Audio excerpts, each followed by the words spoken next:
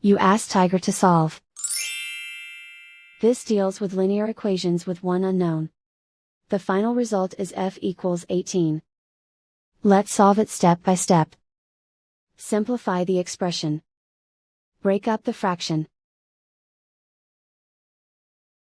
Find the greatest common factor of the numerator and denominator. Factor out and cancel the greatest common factor. Swap sides.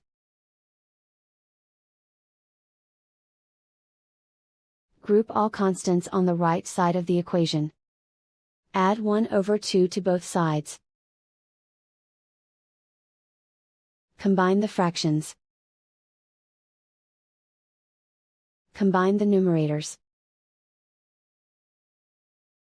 Reduce the zero numerator.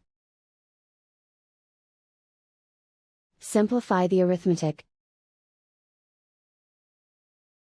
Find the lowest common denominator. Multiply the denominators. Multiply the numerators. Combine the fractions. Combine the numerators. Isolate the f. Multiply both sides by 8.